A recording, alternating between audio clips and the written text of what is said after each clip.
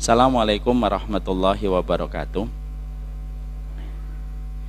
Innal hamdalillah wassalatu wassalamu ala Rasulillah wa ala alihi wa sahbihi wa man tabi'ahum bi ihsan ila yaumil qiyamah.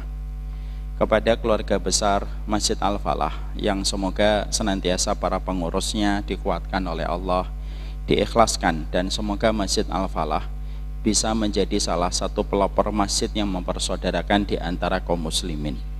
Kita tentunya faham bahwasanya Rasulullah sudah memprediksi ada 3 fitnah sebelum munculnya Dajjal, yang disebut dengan 3 fitnah pra munculnya Dajjal. Yang pertama fitnatu akhlas, yang kedua fitnatu sarra, yang ketiga adalah fitnah tuhaima.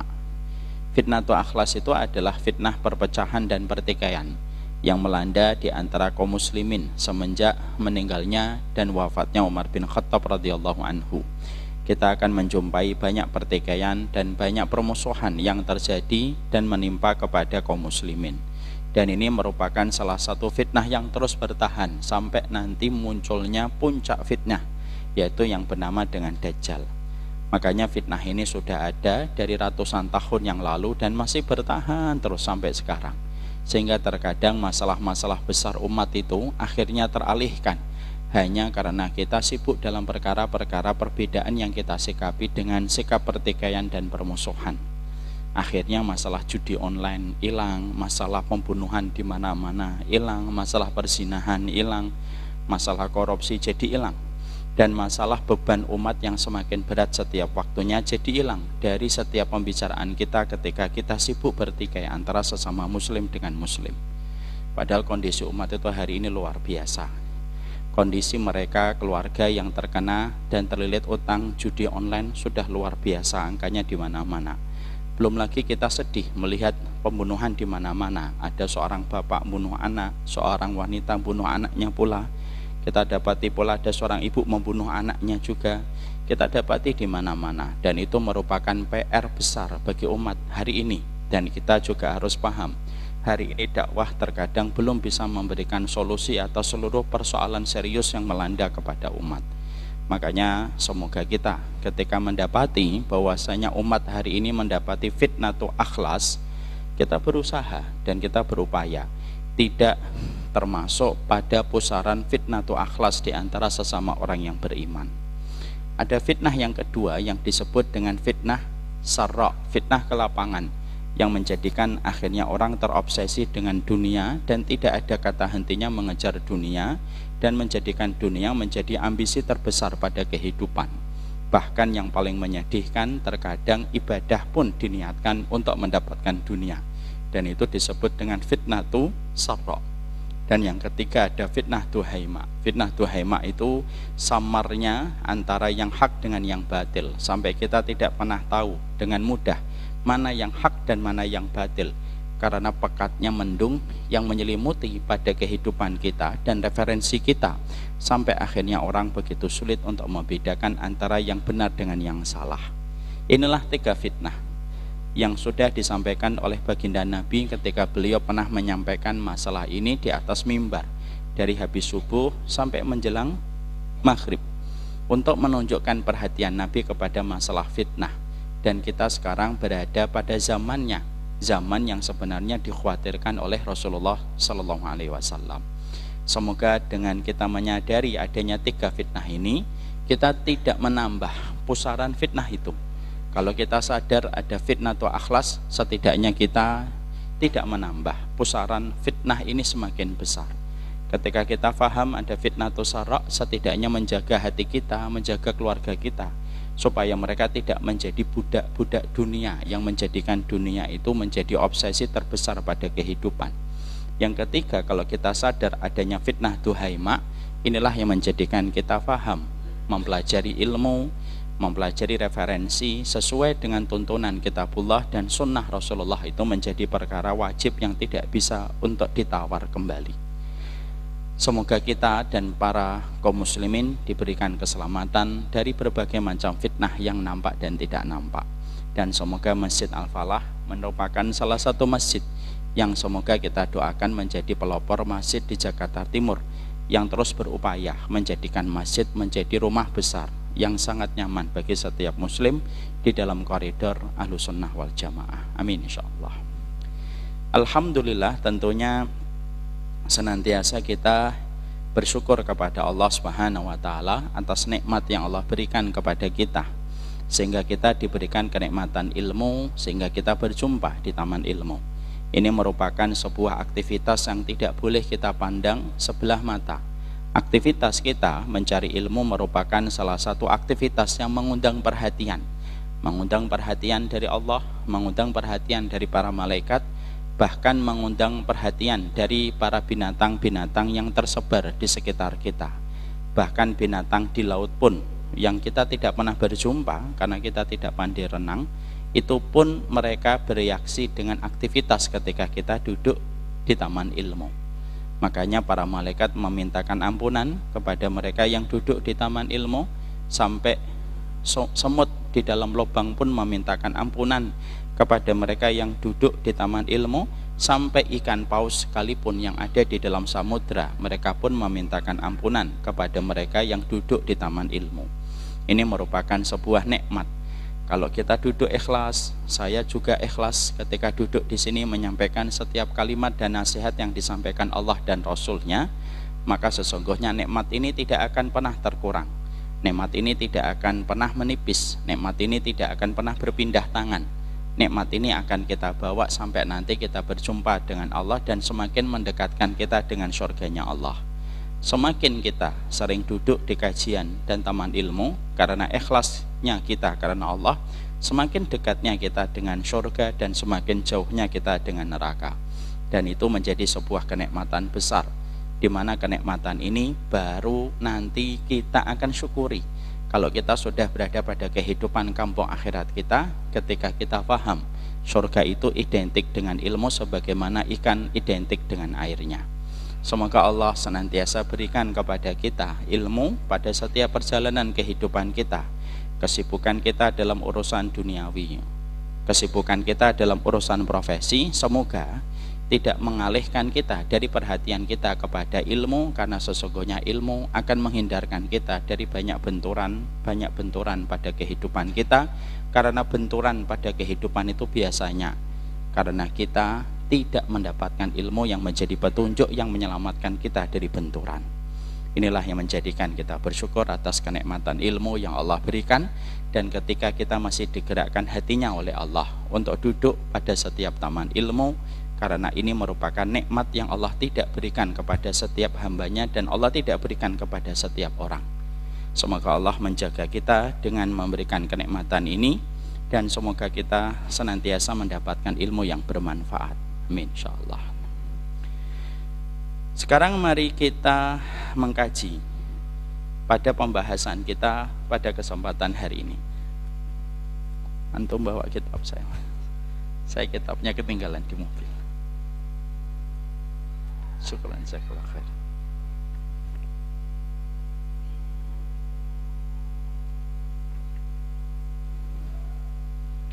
Bismillahirrahmanirrahim.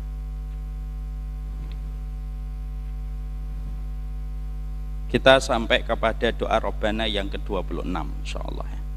Kalau sudah sampai doa Robbana ke-26, berarti sekitar 14 doa lagi kita insyaallah akan selesai. Alhamdulillah.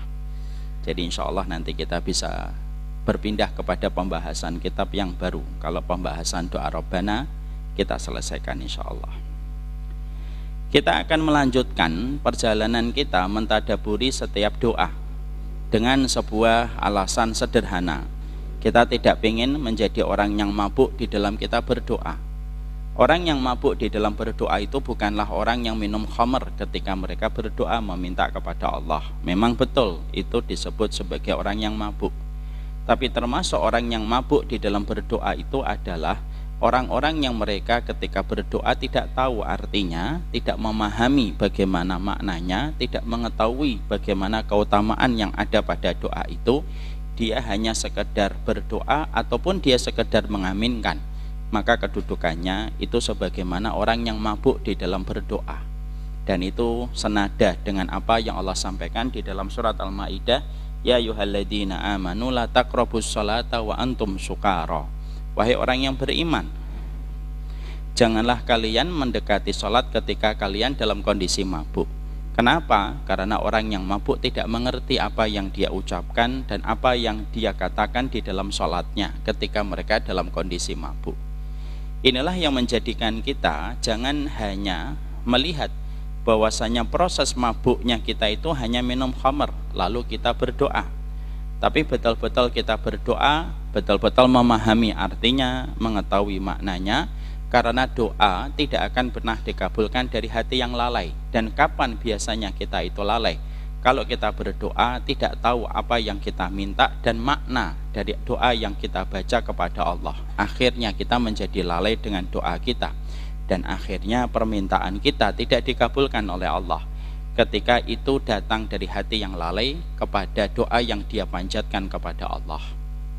Jadi tidak mengetahui doa itu merupakan dosa. Tidak mengetahui makna pada setiap permintaan dia kepada Allah itu merupakan sebuah aib manusia.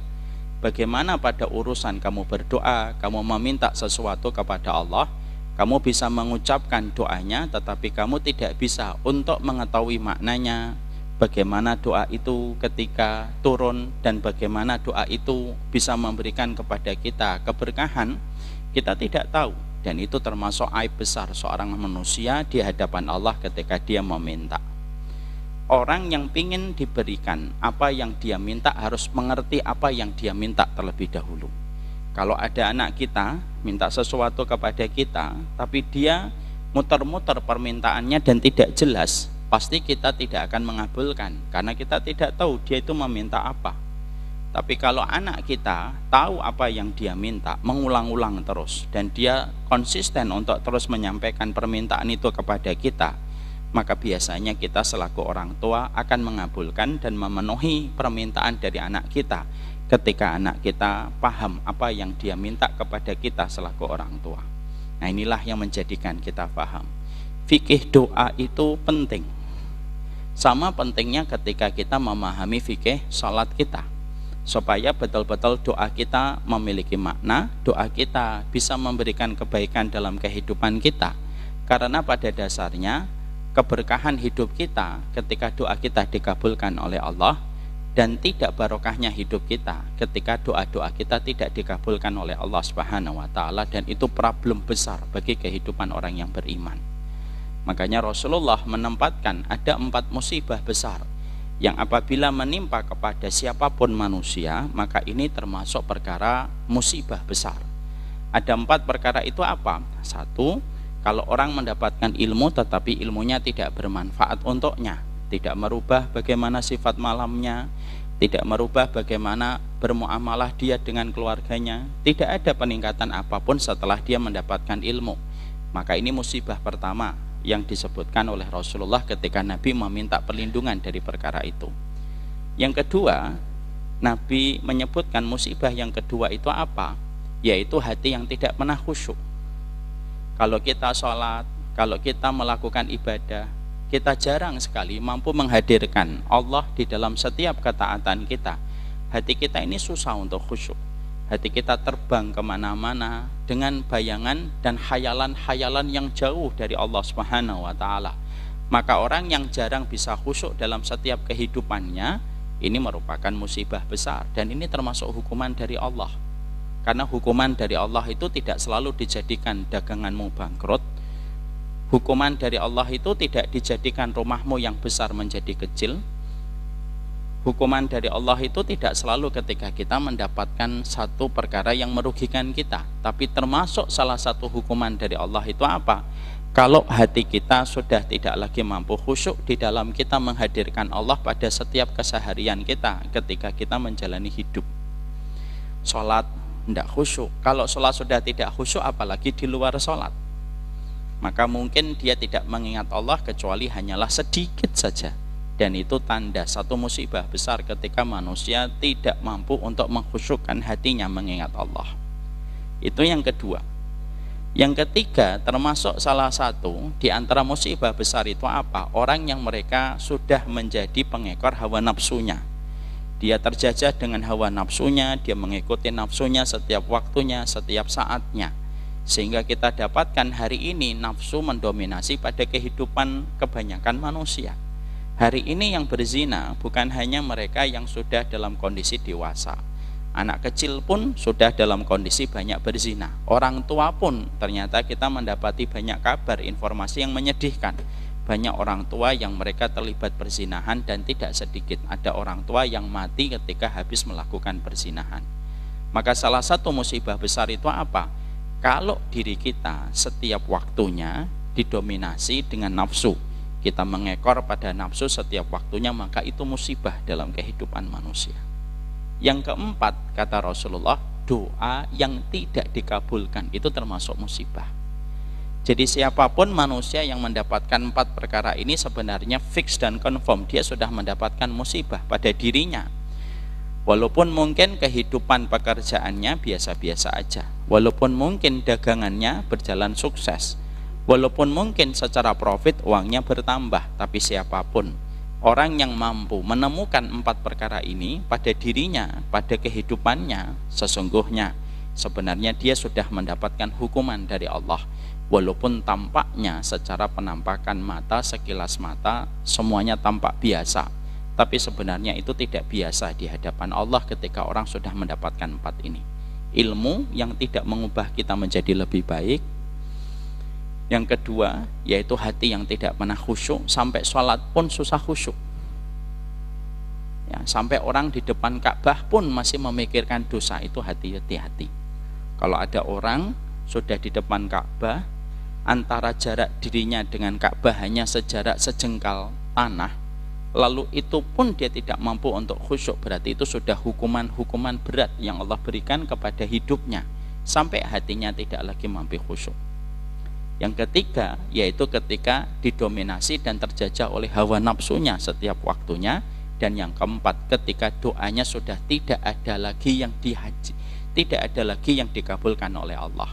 Maka itu termasuk salah satu musibah besar yang menimpa pada kehidupan manusia. Makanya inilah yang menjadikan kita akhirnya kita mempelajari tentang fikih doa kita, tentang doa Rabbana, supaya kita mampu membebaskan diri kita, hidup kita dari ancaman musibah ketika doa kita tidak dikabulkan oleh Allah, ketika akhirnya kebaikan hidup kita susah kita peroleh karena doa kita tidak ada satupun yang dikabulkan di sisi Allah Subhanahu wa taala. Bapak dan Ibu bisa membayangkan kalau ada fulan ketika dia bodoh terhadap doa, dia tidak peduli tentang doa dan maknanya, dia tidak pernah taat gitu. Lalu Allah sudah menetapkan fulan ini tidak akan pernah aku kabulkan doa. Bisa kita bayangkan bagaimana berantakan kehidupan orang itu kalau doanya tidak lagi didengarkan oleh Allah. Karena doa yang tidak dikabulkan oleh Allah itu musibah. Nah, inilah yang menjadikan kita harus mempelajari kembali supaya membebaskan kita dari sebuah ancaman ketidak terkabulan doa kita di sisi Allah Subhanahu wa taala. Mari kita buka di halaman 251. Ya. Bagi yang membawa buku silahkan dibuka, bagi yang tidak membawa buku semoga amal Ramadannya diterima oleh Allah Subhanahu wa taala. Kok doanya agak beda Ustadz? Karena saya juga lupa bawa buku. Kita buka surat Ghafir ayat yang ke-8. Bagi yang tidak membawa kitabnya dan bukunya silahkan dibuka mushafnya dan mungkin mushaf digitalnya.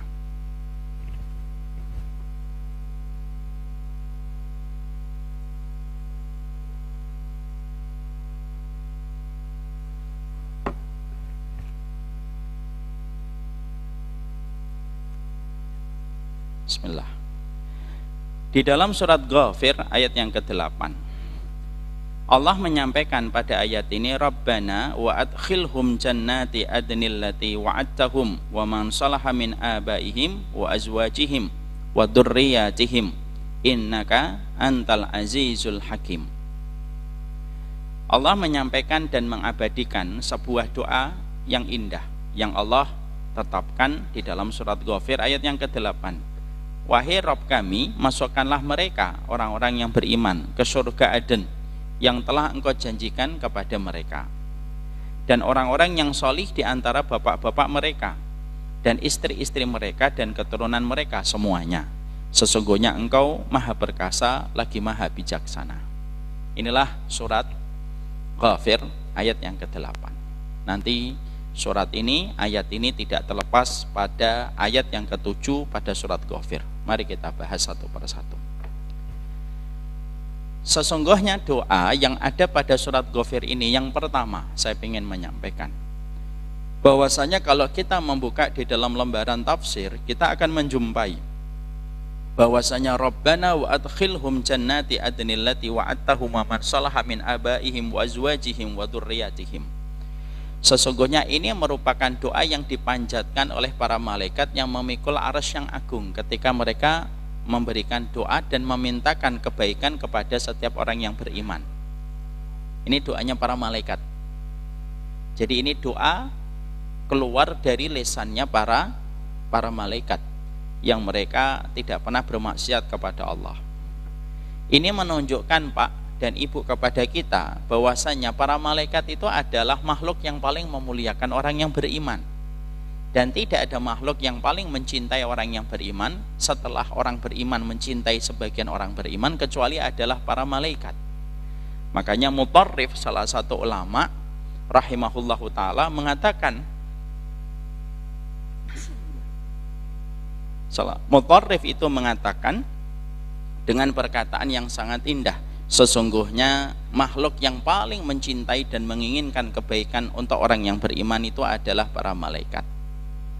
Disitulah kita akhirnya memahami, kalau kita perluas penjelasan pada poin yang pertama yang disampaikan oleh Mutarrif ketika menyampaikan makhluk yang paling mencintai orang beriman itu adalah para malaikat, kita tentunya paham bahwasanya para malaikat ini merupakan makhluk yang memiliki kedudukan yang sangat tinggi di hadapan Allah. Dan para malaikat itu memiliki sifat cinta sebagaimana para malaikat itu memiliki sifat benci. Kadang-kadang ketika kehidupan materialisme sudah parah, itu menjadikan kita terkadang luput untuk memperhatikan kehidupan para malaikat dan lebih sibuk memperhatikan kehidupan manusia dengan keramaiannya. Kenapa? Orang kalau sudah terkena materialisme, maka dia hanya bisa memperhatikan apa yang kelihatan oleh kasat mata, dan biasanya mereka tidak bisa melihat sesuatu yang tidak bisa kelihatan oleh kasat mata. Makanya maaf ya, ada satu ungkapan indah dari para ulama terdahulu. Wa kam min masyhurin fid dunya majhulun fis sama. Wa kam min majhulin fid dunya ma'rufun fis sama. Makanya ada perkataan indah dari para ulama terdahulu, karena para ulama terdahulu mereka bukan kaum materialisme. Mereka adalah kaum yang beriman kepada perkara gaib, dan itu mencakup bagaimana mereka selalu menghadirkan malaikat di dalam kehidupan mereka. Makanya mereka mengatakan dalam salah satu bentuk kalimat yang sangat indah untuk menjadi perenungan bagi kita, Pak. Ketika hari ini biasanya kita mendapatkan depresi dan frustasi itu biasanya karena interaksi manusia dengan manusia yang lainnya. Apa ungkapan itu? Berapa banyak manusia terkenal di mata manusia, tapi ternyata dia tidak dikenal sama sekali oleh penduduk langit, dan berapa banyak orang yang tidak dikenal oleh manusia tetapi mereka menjadi orang yang terkenal di antara penduduk langit. Jadi terkenal itu, kalau kita perhatikan dari perkataan ini, terkenal itu dua, Pak. Ada yang terkenal di dunia tapi tidak terkenal di antara penduduk langit. Dia terkenal di dunia, Pak. Tidak ada orang yang mendengar namanya kecuali mereka tahu tentang orang itu. Terkenal sekali di antara penduduk dunia. Tapi karena kemaksiatannya, kebodohannya, dosanya menjadikan dia tidak dikenal oleh para malaikat, kecuali para malaikat membencinya disebabkan kemaksiatan dan dosa yang mereka kerjakan. Tapi ada yang sebaliknya, ada orang yang tidak terkenal di antara manusia. Dia tidak terkenal di antara manusia, ya. Ibaratnya datang tidak menggenapkan, pergi tidak mengganjilkan. Masya Allah, Pak. Kita bisa membayangkan pedihnya kalau ada orang ngomong kita gitu, kamu itu orang tidak penting, datang tidak menggenapkan, pergi tidak mengganjilkan. Masya Allah itu. Artinya ketika datang tidak dijemput, pulang tak diantar. Bukan jailangkung juga gitu. Tapi mengingat bahwasanya dirinya itu tidak sama sekali memiliki kedudukan di mata manusia. Tapi bisa jadi orang-orang yang semacam itu justru menjadi orang yang terkenal di antara penduduk langit. Karena apa? Keikhlasannya, ketaatannya, kesolihannya yang dia sembunyikan ketika dia beriman menjadikan justru para malaikat mencintai dirinya ketika para penduduk bumi mungkin tidak mencintai dirinya. Masya Allah, Pak. Jadi ini sekaligus pula menjadi terapi, obat untuk kita, Pak. Kalau ada di antara Bapak dan Ibu hari ini sedang kecewa dengan banyak manusia, tenang aja. Memang manusia itu begitu, karena manusia itu tidak selamanya tahu tentang kita sebagaimana kita pun tidak tahu tentang kehidupan orang lain. Dan memang kita akan diuji, sebagian dari kita diuji dengan sebagian yang lainnya. Maka sesungguhnya kita masih punya harapan untuk dicintai oleh Allah dan dicintai para penduduk langit. Dan dicintai penduduk langit itu membahagiakan, yang hari ini terkadang justru terluputkan dari pikiran kita. Kenapa? Karena kita hari ini dijejali dengan sosial media bagaimana aktivitas kita bisa mendapatkan simpati dari kerumunan manusia. Lalu kita lupa dengan penduduk langit dari kalangan para malaikat. Kita tentunya paham lebih banyak mana Ustadz antara penduduk langit dengan penduduk bumi. Jelas Pak, lebih banyak penduduk langit walaupun tidak pernah disensus. Kalau penduduk dunia itu 8 miliar, bisa jadi penduduk langit itu 100 kali bahkan 1000 kali lipat daripada jumlah penduduk bumi hari ini, Pak. Karena mereka berjejal-jejalan. Makanya ada satu riwayat yang menerangkan para malaikat itu ngisi setiap lorong-lorong di pintu-pintu langit. Setiap sejengkal itu ada malaikat, setiap sejengkal itu ada malaikat. Belum lagi para malaikat yang mereka memasuki Baitul Izzah. Jumlah mereka itu luar biasa besar. Dan mereka jauh lebih banyak daripada jumlah penduduk bumi dari timur, dari barat, dan utara ke selatan. Sehingga bagi mereka yang beriman kepada hari akhir, kenapa malaikat itu termasuk perkara iman kita kepada Allah, itu salah satunya iman kepada para malaikat. Karena kalau orang beriman tahu ada malaikat, efek dan konsekuensi kalau kita tahu ada malaikat itu bisa menimbulkan banyak kebaikan pada kehidupan kita. Sebagaimana kalau kita sering lupa tidak ada malaikat, itu menimbulkan banyak kerusakan dalam kehidupan kita. Bapak lupa kalau di kamar itu ada malaikat yang melihat, apa yang terjadi? Godaan untuk membuka sesuatu yang diharamkan oleh Allah itu muncul.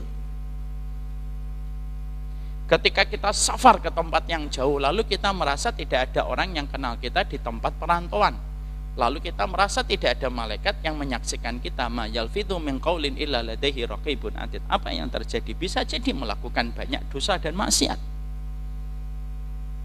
Maka orang yang tidak menyadari adanya malaikat itu justru akan timbul berbagai macam kerusakan. Orang yang menyadari adanya malaikat akan timbul banyak kebaikan, sekaligus pula memberikan kepada kita, kalau kita kecewa dengan manusia atas apa yang mereka tidak ketahui tentang diri kita, maka sesungguhnya sebenarnya belum tentu kita celaka di antara penduduk langit. Karena berapa banyak orang yang celaka di mata manusia, tapi mereka tidak pernah celaka di antara penduduk langit. Inilah yang penting untuk dihadirkan. Ajarkan ini Pak sama anak-anak kita dari semenjak kecil. Nah, ada malaikat. Kalau kamu nanti dibully sama temanmu, jangan terlalu sedih. Ada penduduk langit yang insya Allah akan menjagamu. Ini merupakan perkara tauhid yang terkadang belum hadir dalam dialog kita bersama keluarga kita.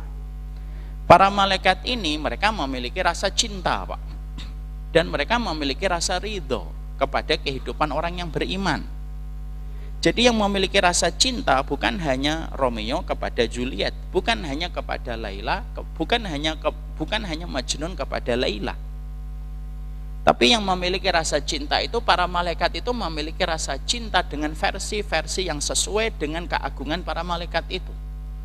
Makanya Nabi mengatakan kepada kita dalam satu riwayat Muslim, bahwasanya dalam riwayat Muslim, dalam hadis qudsi, Allah itu menyampaikan, innallaha idza ahabba 'abdan da'a Jibrila faqala ya Jibrilu inni uhibbu fulanan fa'ahibbuhu fayuhibbuhu fayunati fi ahli sama innallaha yuhibbu fulanan fa'ahibbuhu fayuhibbunahu wa yadha'una lahul qabulu fil ardi.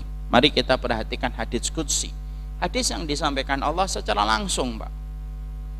Allah itu mengatakan di dalam hadis qudsi dalam riwayat Muslim, Allah itu kalau sayang, cinta kepada salah satu manusia di antara kita, Pak. Ada antum atau antum siapapun. Kalau dicintai oleh Allah Subhanahu wa taala, maka sesungguhnya Allah tidak diam. Allah lalu memanggil malaikat Jibril, da'a Jibril. Allah manggil malaikat Jibril. Hei Jibril, datang menuju kepada arasy-Nya Allah. Tempat bersamayamnya Allah di arasy-Nya. Maka datanglah malaikat Jibril ke arasy-Nya Allah dan perhatikan dialog antara Allah dengan malaikat Jibril, di mana dialog ini Allah yang menceritakan sendiri. Maka di atas arasy-Nya itu Allah berfirman kepada malaikat Jibril, "Ya Jibrilu, inni uhibbu fulanan." Hari ini saya jatuh cinta kepada fulan. Masya Allah ya, disebutkan oleh Allah nama kita apabila kita dicintai oleh Allah. Jadi kalau kita sudah jadi walinya Allah, disebutkan namanya oleh Allah. Makanya cita-cita tertinggi itu bukan jadi dokter yang bangun masjid, bukan pula arsitek yang bisa memberikan kebaikan. Itu cita-cita agung. Tapi yang paling agung bukan itu. Apa? Jadi walinya Allah. Makanya kalau nanamkan anak dari semenjak kecil, cita-citamu apa nak? Gitu. Biasanya anak-anak itu pengennya jadi tentara, polisi, pemadam kebakaran. Kalau saya berkata, pertama mau jadi apapun tidak apa-apa, tapi yang pertama cita-citamu itu jadi walinya Allah. Penting itu nak. Kenapa Abi harus menjadi walinya Allah? Kalau Abi wafat, Umi wafat, ibumu wafat, Allah yang akan menjagamu sebagaimana kamu menjaga Allah dalam kehidupanmu. Ya. Jadi disebutkan namanya oleh Allah. Allah yang nyebutin, Pak. Jadi Allah bukan hanya menyebut nama Nabi Muhammad di antara para nabinya ketika membanggakan Rasulullah. Allah tidak hanya menyebut Nabi Adam ketika membanggakan Nabi Adam di antara para malaikat yang saat itu agak sedikit bertanya kenapa Allah menciptakan Nabi Adam. Tapi Allah juga nyebut nama manusia dan kita tidak tahu. Dan ingat ya Pak, orang yang menjadi walinya Allah kalau sudah dicintai oleh Allah justru tidak pernah tahu kalau diri itu, justru tidak pernah sadar kalau dirinya itu dicintai oleh Allah. Makanya maaf ya kalau ada orang mengaku saya walinya Allah, nah, sudah Pak, tinggalin. Berarti dia tidak sesuai dengan culture-nya para walinya Allah dari dulu. Karena walinya Allah itu tidak ada yang ngaku. Walinya Allah itu tidak ada yang ngaku. Jadi kalau ada walinya Allah, saya adalah wali. Wali Allah bukan wali murid, gitu. Karena tidak ada wali Allah itu yang ngaku, Pak. Karena Abu Bakar itu walinya Allah, tapi Abu Bakar pernah mengatakan ana waliullah? Tidak. Siapa yang bisa mengalahkan Abu Bakar dalam keimanan kecuali hanya satu manusia yang bisa mengalahkan Abu Bakar itu adalah Rasulullah Shallallahu Alaihi Wasallam. Betapa indahnya dalam suatu riwayat yang sahih, kalau Abu Bakar diletakkan di satu timbangan, seluruh manusia termasuk saya, bapak, ibu semuanya diletakkan di timbangan yang satunya, seluruh manusia 8 miliar ini imannya Abu Bakar lebih berat daripada iman kita semua, Pak. Tapi pernah nggak Abu Bakar ngomong saya walinya Allah? Tidak pernah. Kenapa? Disebutkan oleh Ibnu Taimiyah, salah satu cirinya wali Allah tidak pernah menyebut dirinya walinya Allah. Makanya kayak Uwais Al-Qarni, walinya Allah atau tidak? Walinya Allah. Tapi Uwais Al-Qarni pernah nyebut dirinya walinya Allah di depan Umar bin Khattab? Tidak pernah. Maka sesungguhnya dia menjadi orang yang disebut namanya di hadapan Allah. Lalu Allah berkata, wahai Jibril, aku cinta fulan ini. Namanya diceritakan, Pak, nasabnya diceritakan, amal solih apa yang menjadikan Allah jatuh cinta kepadanya, Allah ceritakan. Jadi kalau kita beramal solih nggak dilihat sama manusia, nggak usah sedih, Allah yang lihat. Dan semakin kita tidak dilihat manusia itu jauh lebih baik, Pak. Kenapa? Jadilah hamba Allah al-adqiya al-akhfiya. Jangan hanya menjadi orang yang bertakwa, tapi ditambahi lagi yang satunya, orang yang bertakwa lagi menyembunyikan amal. Nah, itu yang paling dicintai oleh Allah. Itu yang paling dicintai oleh Allah. Maka disebutkan namanya. Allah berfirman kepada malaikat Jibril, inni uhibbu fulanan, aku jatuh cinta kepada fulan itu. Coba Pak, kalau sudah dicintai oleh Allah, kita bisa bayangkan kesedihan apa yang akan menimpa kepadanya, kegelisahan apa yang akan dia rasakan. Dicintai oleh Allah kok. Udah nggak ada Pak, udah selesai dengan kehidupan dia.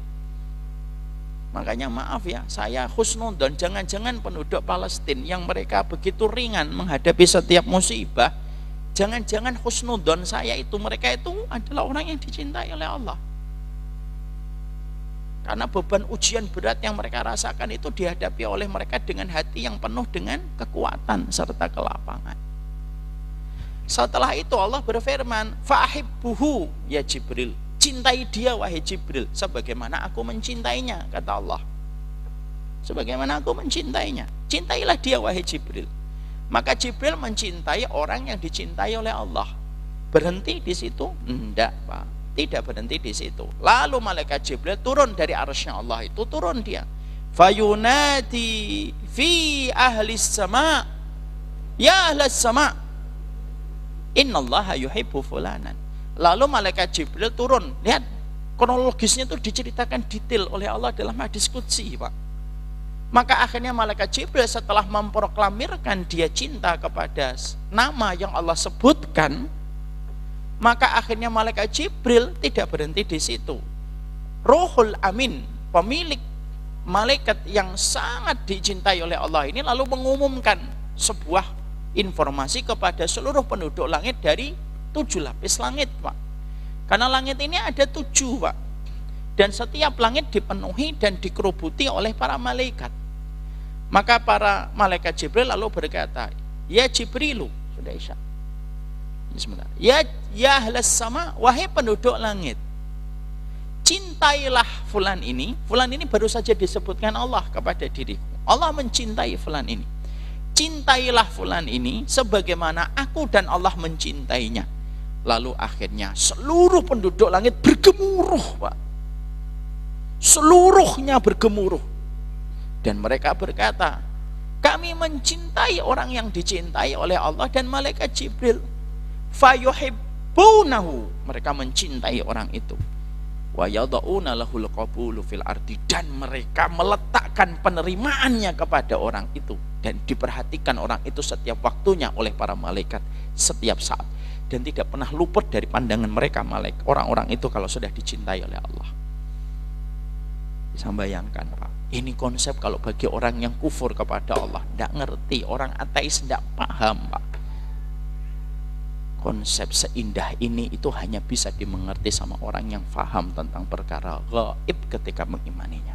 Harus diimani.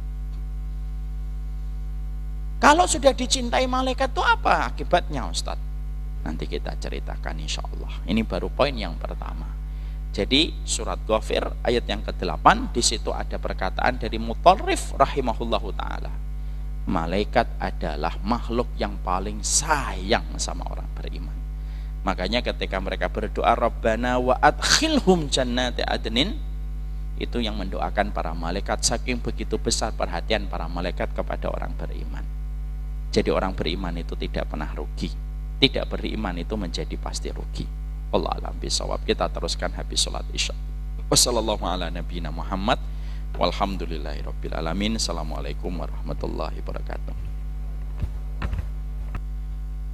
Jadi disinilah kita memahami bahwasanya surat Ghafir ayat yang ke-8, Rabbana wa adkhilhum jannata adnil lati wa'adtahum wa man salaha min abaihim wa azwajihim wa dzurriyyatihim innaka antal azizul hakim, merupakan sebuah doa yang dipanjatkan oleh para malaikat yang memenuhi langit untuk mendoakan orang-orang yang beriman. Makanya tadi saya menyebutkan bahwasanya para malaikat itu malaikat itu memiliki rasa cinta dan ridha kepada kehidupan orang-orang yang beriman kepada Allah.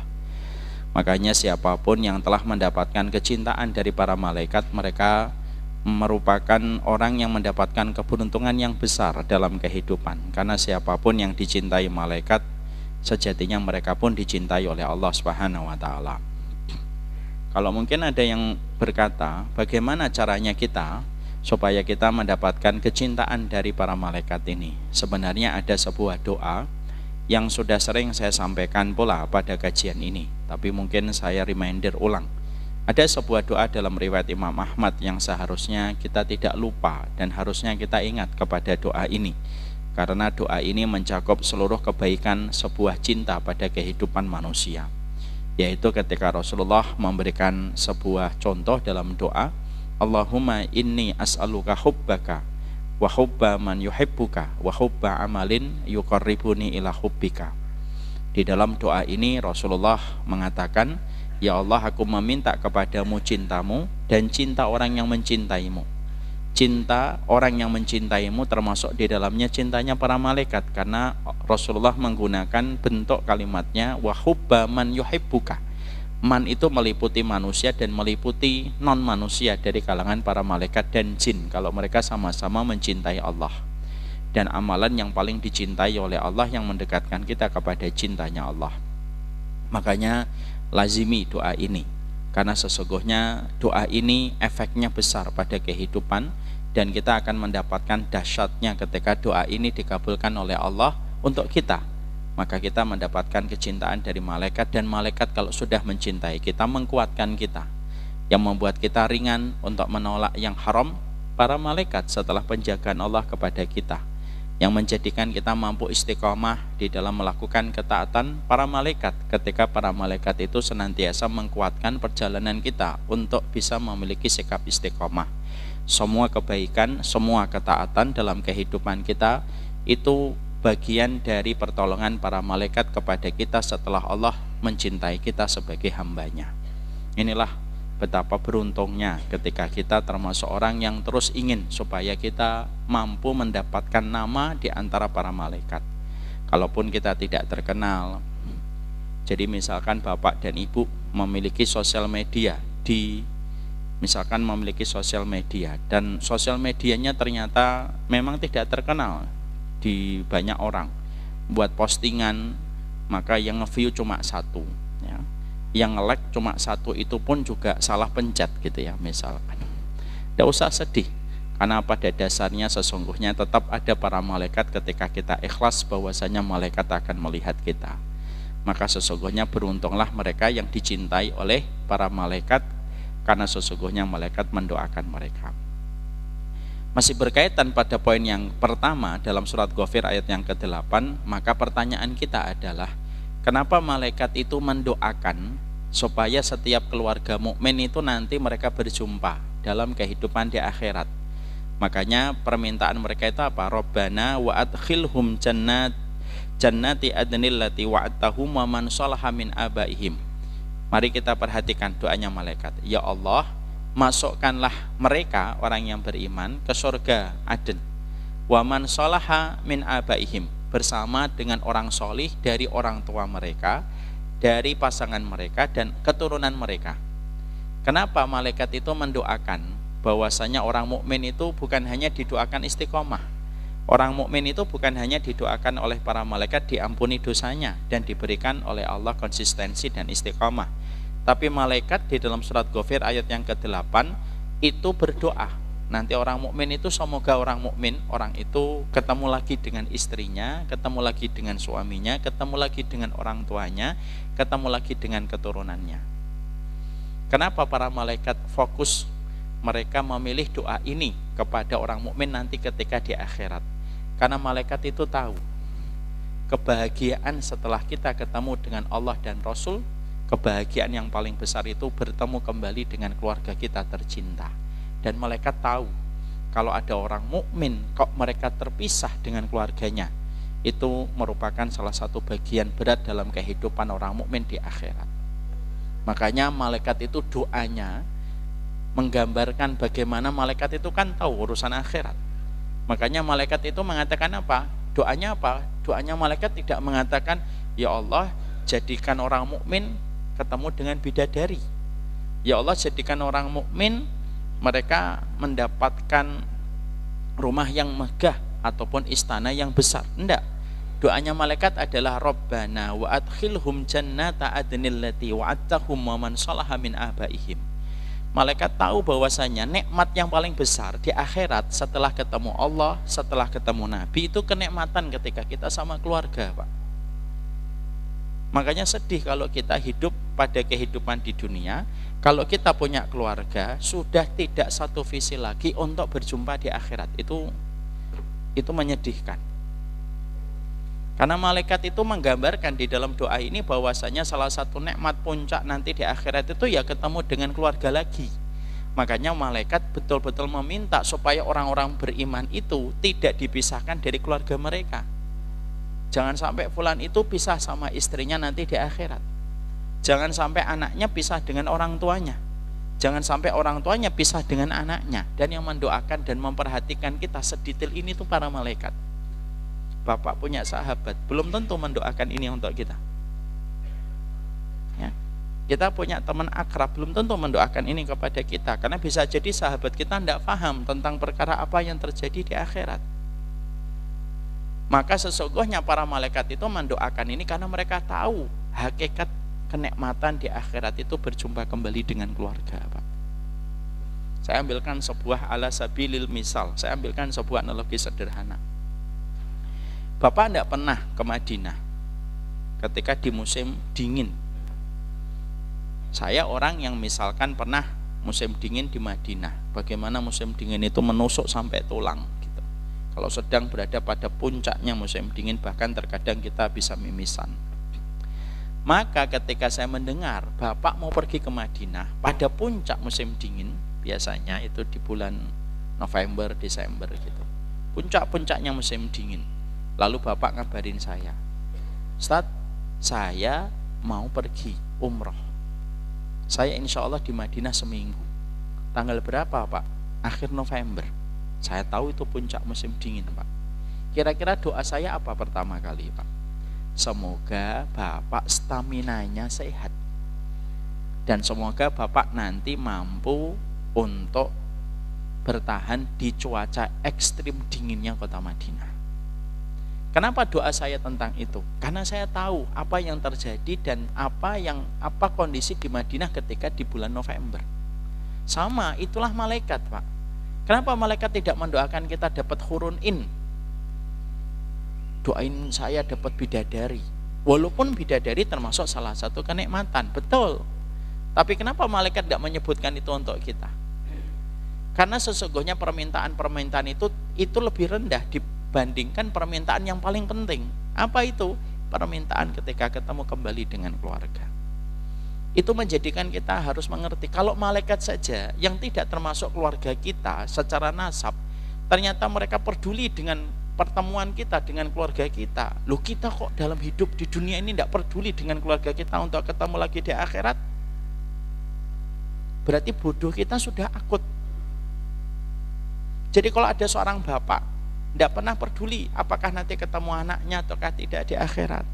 Seorang ibu tidak pernah ngomong dengan anaknya, nak semoga nanti ketemu di akhirat ya, ketemu di surga. Tidak pernah ngomong begitu sama anaknya. Dan seorang suami tidak pernah ngomong gitu sama istrinya. Istri juga tidak pernah butuh ngomong itu kepada suaminya. Berarti bodohnya sudah akut. Kenapa? Wong malaikat aja tahu kok itu nikmat yang paling besar ketika kita di akhirat setelah kita ketemu dengan Allah dan Rasulnya. Jadinya kita beruntung, Pak. Tapi juga bersabar bagi yang belum mendapatkan. Beruntungnya itu siapa? Orang kalau sudah diingatkan dengan keluarganya, kalau keluarganya sudah saling ngomong, jangan melakukan ini ya, jangan melakukan ini supaya nanti ketemu di akhirat, berarti beruntung, bersyukur. Dan juga bersabar kalau keluarganya belum mendapati kondisi semacam itu. Ya, inilah nikmat besar, Pak. Makanya maaf ya, kita, Pak, tentunya paham kerinduan kita sama keluarga itu kerinduan yang tidak ada habisnya, Pak.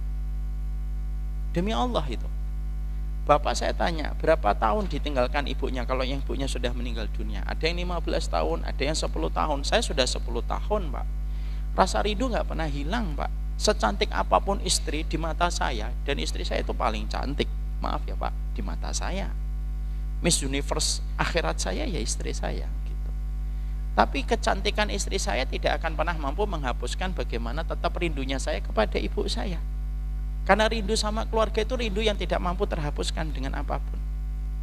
Makanya orang ketika meninggal dunia, kan sudah sering saya sampaikan, orang kalau meninggal dunia dimasukkan ke kuburnya, lalu ditanya sama malaikat Munkar dan Nakir, Ketika malaikat Munkar dan Nakir itu bertanya kepadanya dan dia mampu menjawab pertanyaan malaikat Munkar dan Nakir, kan Allah langsung berfirman, iftahulahu baban ilal jannah. Kalau ada fulan, Pak, Bapak meninggal, saya meninggal, lalu kita mampu menjawab pertanyaan malaikat Munkar dan Nakir, itu Allah langsung berfirman di atas arasnya, iftahulahu baban ilal jannah, buka pintu antara barzahnya dengan surga. Kita bisa melihat surga nyata, Pak, yang selama ini kita imani dalam perkara gaib.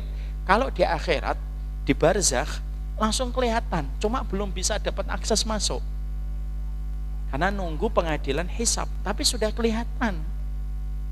Waftahulahu baban ilal jannah, yang ngomong Allah, suaranya itu sampai terdengar di alam barzakh.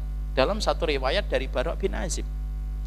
Selesai di situ, belum dipanjangkan barzahnya sepanjang mata dia memandang. Coba, Pak, yang kita inginkan kalau punya rumah itu apa? Lapang, Pak, yang gede banget. Dan itu terjadi nanti kalau orang dapat kenikmatan di akhir, di barzakh. Selesai? Belum.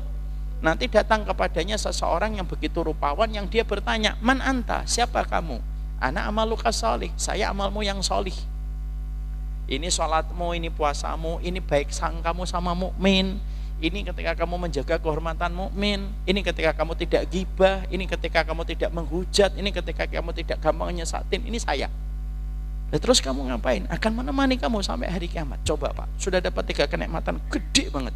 Ngelihat surga, dilapangkan barzakhnya, ditemani dengan teman yang cocok, Pak. Bapak pergi ke Bintaro dengan teman yang cocok. Perjalanan ke Bintaro 40 menit tidak terasa, Pak. Dan itu betul-betul teman yang cocok. Tapi sudah dapat 3 kenikmatan ini, perhatikan sabda Nabi Sallallahu Alaihi Wasallam. Penghuni kubur itu ngapain? Teriak, Pak. Teriakannya apa? Ya Rabbi aqimis sa'ah. Wahai Robku, segerakan kiamat. Tolong dong cepet. Ini permintaan pertama orang kalau mati, Pak. Permintaan pertama orang meninggal dunia itu, ya Rabbi, wahai Robku, aqimis sa'ah. Tolong dong segerakan hari kiamat. Untuk ketemu surga langsung? Enggak. Untuk ketemu bidadari? Enggak. Untuk ketemu dengan surga yang mengalir di bawahnya itu air yang mengalir? Bukan, Pak. Bukan itu permintaan itu. Dia minta supaya disegerakan kiamat. Apa itu, Ustaz? Ya Rabbi aqimis sa'ah hatta arji ila ahli, supaya aku cepat ketemu kembali dengan keluargaku. Oh, indah betul itu riwayat itu, Pak. Jadi kalau dia seorang suami pengen ketemu kembali istrinya, Pak. Kalau dia anak pengen ketemu dengan orang tuanya, Pak. Dan itulah permintaan paling indah, Pak. Tapi itu juga menggambarkan kepada kita, keluarga itu masuk ke dalam sanubari hati kita tuh yang paling dalam itu sedalam itu. Walaupun kita kecewa kadang-kadang. Walaupun terkadang kita mendapati perkara-perkara yang menguras energi dan emosi kita. Iya, Pak. Bukan berarti keluarga itu tidak pernah mengecewakan. Tapi itulah hal yang paling indah yang kita bisa dapatkan dalam sabda Nabi dalam riwayat Bara' bin Azib, untuk menggambarkan kepada kita, keluarga itu bukan hanya seni ketika kita menyalurkan biologis, tidak hanya itu hanya part kecilnya supaya kita terhindar dari zina. Betul, itu part kecilnya. Part besarnya itu mendapatkan ketenangan supaya akhirnya nanti puncaknya itu mendapatkan kebersamaan di akhirat. Makanya akhirnya Allah sampaikan dalam surat Ar-Rum 21. Apa itu? Wa min ayatihi an khalaqa min anfusikum azwajan litaskunu ilaiha wa ja'ala bainakum mawaddata wa rahmah. Makanya dalam surat Ar-Rum 21 ayat yang sering dibaca kalau prosesi walimah ataupun dalam acara walimatul urusnya apa? Allah itu di antara ayatnya menjadikan kalian berpasang-pasangan dari pasangan kalian supaya apa? Litaskunu ilaiha, supaya kamu tenang. Karena tenangnya orang kalau sudah mendapatkan pasangan itu tidak sama dengan tenangnya jomblo ketika di antara kos-kosan mewah. Litaskunu ilaiha. Selesai? Belum. Wa ja'ala bainakum mawaddah. Allah jadikan hati kalian itu saling mencintai. Ini apa berarti? Berarti hati kita dan hati pasangan itu miliknya Allah. Bukan cinta yang menyelesaikan masalah, tapi Allah yang menyelesaikan cinta antara kita dengan pasangan kita. Judul sinetron itu kadang-kadang yang belum paham ya. Judul sinetron itu apa? Cinta akan menyelesaikan masalah. Tidak pernah ikut kajian. Doa Rabbana. Gak bisa cinta menyelesaikan masalah. Cinta bisa menyelesaikan masalah? Tidak bisa. Berapa banyak orang saling mencintai belum tentu bisa menyelesaikan masalah di antara mereka dan harus sepakat untuk pisah. Padahal mereka saling cinta. Yang bisa menyelesaikan itu Allah. Makanya Allah menegaskan wa ja'ala bainakum mawaddah. Ya Allah yang menjadikan kamu cinta dan yang menyelesaikan cintamu itu Allah. Lalu kemudian puncaknya itu apa? Puncaknya terakhir, Pak. Wa ja'ala bainakum mawaddah wa rahmah. Dan dijadikan kalian itu saling rahmat dalam kehidupan di dunia sampai akhir hayatnya. Makanya pertanyaan saya untuk Bapak dan Ibu, di mana Rasulullah meninggal dunia? Apakah Nabi meninggal dunia di perang Badar? Enggak. Nabi meninggal dunia dalam perang Uhud? Bukan. Padahal perang Uhud dan perang Badar itu memiliki kedudukan besar di sisi Allah. Orang yang ngikutin perang Badar, orang yang ngikutin perang Uhud itu dimaafkan oleh Allah, diampuni dosanya. Ghafarallahu ma taqaddama min dzambihi wa ma ta'akhkhara. Orang yang ngikutin perang Badar dan mengikuti perang Uhud telah diampuni dosanya yang telah lalu dan telah diampuni dosanya yang akan datang. Itu perang Badar dan perang Uhud, Pak. Pada dua itu Rasulullah wafat? Enggak, Pak. Di Masjidil Haram? Enggak, Pak. Yang sholatnya setiap satu kali sholat 100 kali ribu kali lipat daripada sholat di Masjid Al-Falah? Enggak. Diwafatkan di Masjid Nabawi? Enggak, Pak. Yang setiap satu sholatnya 1000 kali lipat? Enggak. Di mana Rasulullah diwafatkan? Di atas pangkuan Ibunda Aisyah. Apa yang Allah ingin sampaikan? Apakah itu terjadi kebetulan? Meninggalnya Rasulullah di atas pangkuan Aisyah itu karena Nabi sudah lemes, tidak bisa ke masjid. Tidak gitu. Tidak ada yang kebetulan. Dan tidak ada satu peristiwa yang terjadi pada Nabi kecuali di dalamnya ada banyak pelajaran. Dijadikan Nabi wafat di atas pangkuan Aisyah untuk menyampaikan kepada kita puncaknya rahmat suami istri itu apa? Ketika mereka meninggal itu mereka saling ridho dan mereka saling berdekatan. Makanya malaikat doanya itu Rabbana wa adkhilhum jannata adnil lati wa'adtahum wa man salaha min abaihim wa azwajihim wa dzurriyyatihim. Makanya itulah puncak rahmat, Pak. Kalau seorang suami istri bertahun-tahun mereka bersama, saling tahu kekurangan, saling tahu aib tapi tetap saling bertahan. Kita nikah bertahan sampai hari ini apakah karena tidak ada aib? Tidak ada, Pak. Orang yang paling tahu aib saya ya istri saya. Orang yang paling tahu aibnya istri saya, ya saya. Puncak rahmat itu apa? Bukan ketika kita nikah kita dapat sempurna, Pak. Kayak princess tidak pernah memiliki kesalahan sama sekali, yang selalu bisa ngomong sama kita, ya suamiku, pintu surgaku, setiap 24 jam. Enggak, Pak. Bentuk rahmat itu ketika kita bertahan sama pasangan kita dengan kekurangan yang ada, dengan kesalahan yang kita kerjakan bareng-bareng sebagai seorang manusia biasa yang tidak luput dari dosa, tapi tetap kita bertahan karena Allah. Itulah puncak rahmat, Pak. Dan itulah arti keluarga. Makanya Nabi diwafatkan di atas pangkuan Ibunda Aisyah, Pak. Makanya kalau sedikit agak keluar jalur pada poin yang pertama ini, maaf ya, kalau ada suami istri nanti setidaknya ngobrol gitu. Kalau nanti tiba-tiba saya sakit berat, naudzubillahi min dzalik, nasallallahu alaihi wasallam. Nanti kalau tiba-tiba saya sakit berat, lalu dimasukkan ke ICU, naudzubillahi min dzalik. Tanya sama dokter, berapa persen kemungkinannya? Kalau kemungkinannya di atas, kalau kemungkinannya dengan ilmu secara manusiawi tanpa mendahului takdir Allah, dia mengatakan tanpa mendahului takdir Allah, ibu, bapak, ini istrinya ini tinggal 30% kemungkinan selamat, bahkan kurang lagi dari 20%. Udah, jangan lama-lama di ICU. Mendengarkan suara mesin didit menegangkan, Pak. Bapak kalau pernah masuk ICU? Masa pernah ICU kan? Bapak yang sehat aja kalau kita masuk ke ICU itu rasanya hawanya beda nggak, Pak? Beda, Pak. Dit gitu. Belum lagi dengan bau khasnya obat kimia. Belum lagi aturan tidak boleh masuk menemani setiap waktu. Yang masuk cuma satu, itu pun yang lain harus nunggu di depan, Pak. Makanya maaf ya kalau kita belajar dari kematian Nabi gitu. Kalau ternyata dokter sudah menyampaikan dengan ilmunya gitu tanpa mendahului takdir, dia berkata ini di bawah 20%. Keluar ke kamar biasa, temenin itu istrinya, temenin suaminya 24 jam di sampingnya. Lalu orang terakhir yang dia lihat adalah pasangannya. Itulah bentuk rahmat yang Allah sampaikan dalam surat Ar-Rum 21. Itu yang diminta malaikat, Pak. Lo malaikat itu sadar loh. keberkahan keluarga itu sedahsyat itu. Yang mana hari ini kita materi tentang kekeluargaan itu menjadi materi yang kita sering skip.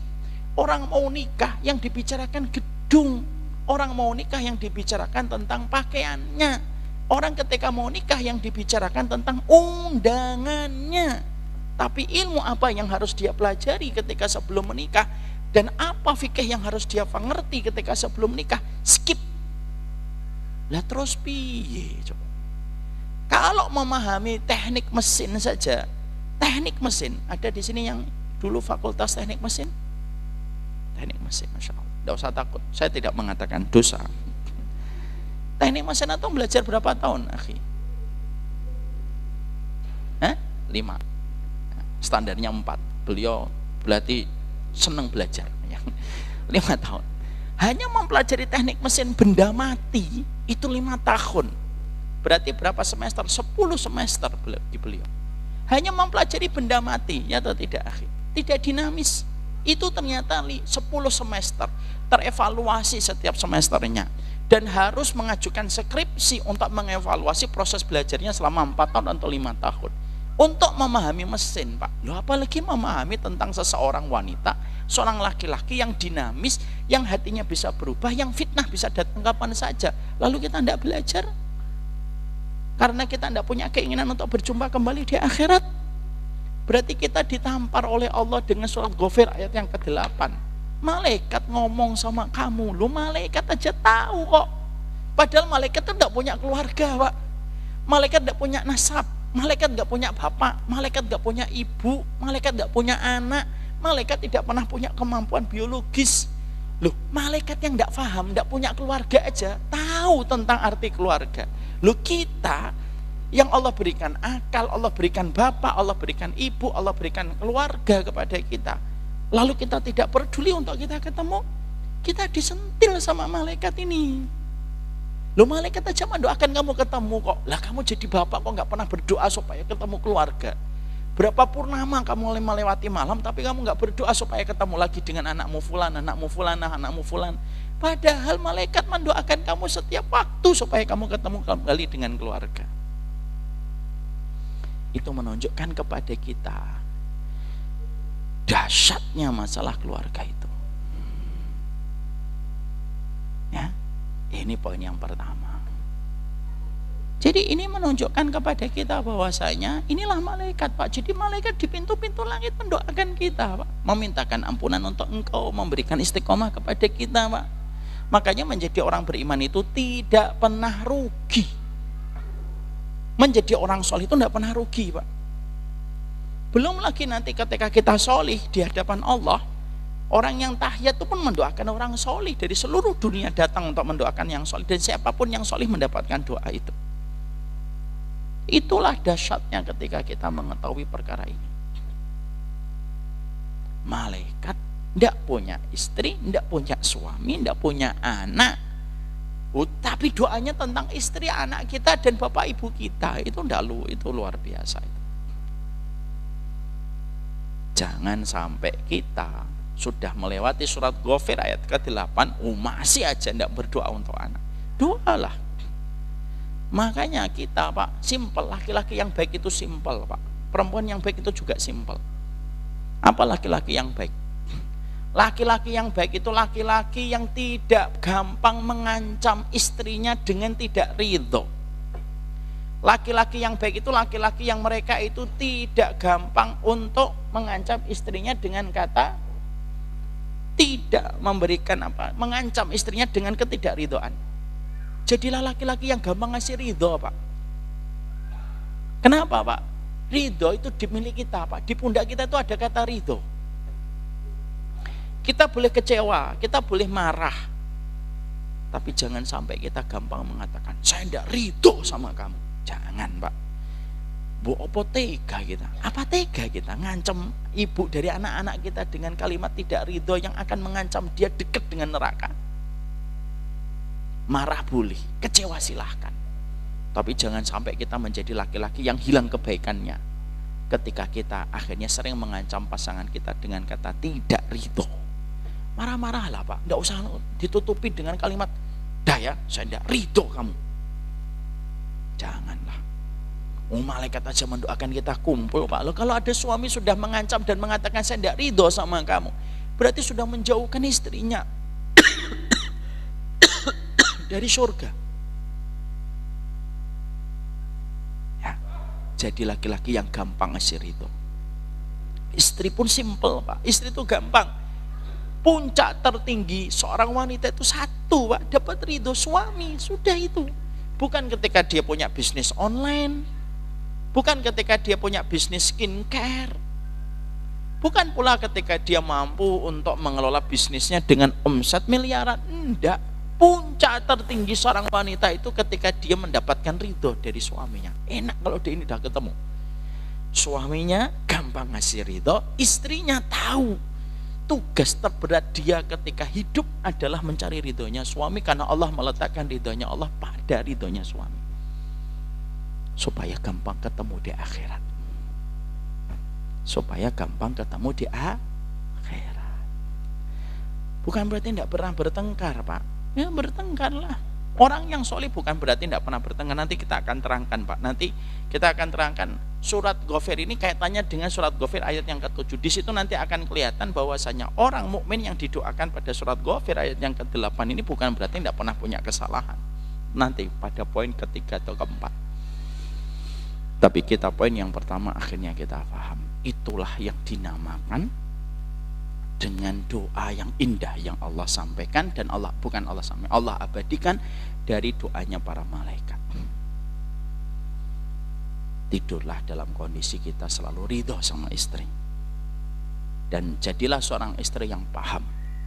Puncak tertinggi adalah ketika kita mendapatkan ridhonya seorang suami. Ini yang pertama. Jadi poin yang pertama dalam surat Ghafir ayat yang ke-8 apa? Sesungguhnya para malaikat itu merupakan makhluk yang paling sayang sama orang beriman. Maka setidaknya kajian kita malam ini, kita menghadirkan ilmu bahwasanya kita ini disayangi oleh para malaikat. Sadar, kita ini disayangi malaikat. Lalu kita mempelajari kenapa malaikat kok mendoakan kita kumpul sama keluarga. Karena malaikat tahu itulah perkara yang paling sempurna setelah nanti ketemu Allah dan Rasul. Padahal malaikat tidak punya anak, tidak punya istri, tidak punya keturunan, tidak punya kekuatan biologis apapun untuk menunjukkan bahwasanya sampai malaikat pun detail bagaimana mendoakan kita supaya gampang kumpul di akhirat. Makanya maaf ya, jangan suka nanti kalau bertengkar itu suka mengancam. Udahlah, nanti di akhirat tidak pengen ketemu kamu, gitu. Nggak usah gitu. Pasangannya juga nggak mau kalah. Siapa juga yang mau ketemu kamu di akhirat? Ya, saya itu malah panas-panasan. Marah itu puasnya sebentar, tapi menyesalnya panjang. Nahan marah itu pahitnya kerasa di awal, tapi manisnya itu jauh ke depan. Marah silahkan marah, tapi tidak usah saling mengatakan tidak ketemu di akhirat itu.